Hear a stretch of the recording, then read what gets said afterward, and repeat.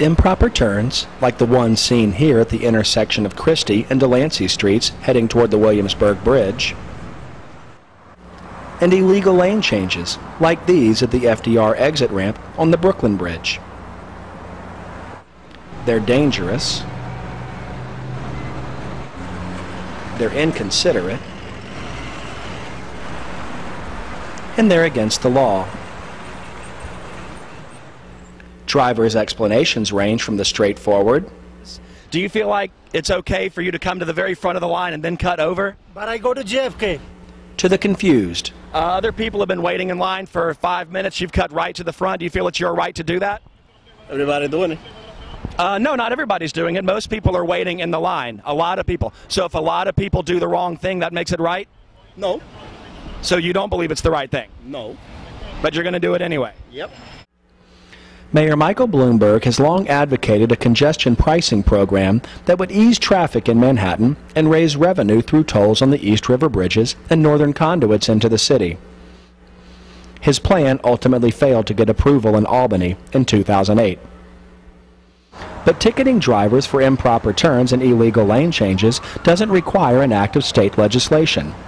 It simply requires police to enforce laws that are already on the books. At first glance, this seems pretty straightforward. With drivers making illegal turns and lane changes literally one after another in certain spots in Manhattan, police officers wouldn't be able to write tickets fast enough to keep up with the violators. In 2009, 27% of all traffic tickets written in New York City were issued in Manhattan. In the vicinity known by police as Manhattan South, which encompasses the entire borough below the southern end of Central Park, that number is just 17%. Yet this area makes up the vast majority of the area affected by Mayor Bloomberg's proposed tolls. Charles Komanoff, longtime policy analyst and advocate of a congestion pricing program, spent 3 years creating the Balanced Transportation Analyzer, which he believes can predict traffic patterns in the southern half of Manhattan based on the cost of tolls in specific spots.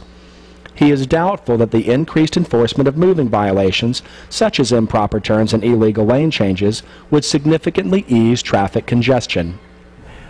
So I tend to believe that a very aggressive ticketing program that was designed to bust gridlock very significantly would snare just about everybody who drives, and not just, once a year, but maybe once every few months, and up to a point where it would become politically untenable.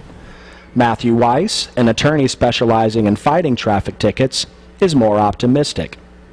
It makes a lot of sense to enforce intersections which are either ones where there's heavy violations or prone for accidents. We have a lot of pedestrians that are hurt in New York, so there are certain intersections which make more sense than others because the stats show that these are not as safe as other intersections.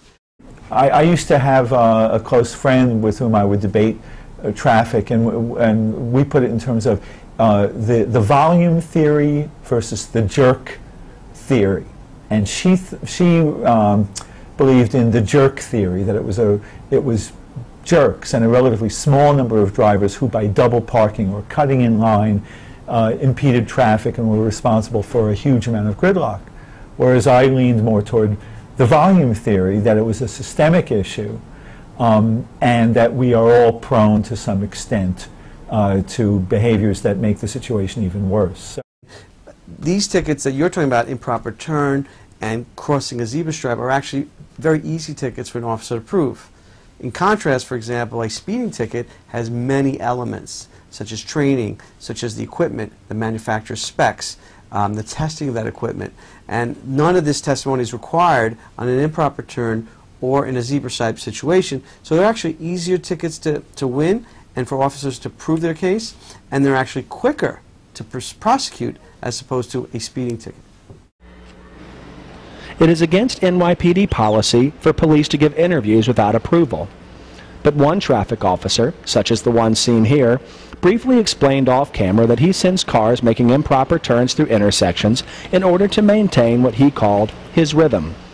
He has the authority to write tickets, but on foot, he is virtually powerless against anyone who flees. He added he dislikes when drivers make improper turns, and when he can, he enforces the law. That's exactly what I'm talking about. Thank you. There is no easy way to ease congestion in Manhattan and raise revenue for our cash-strapped city.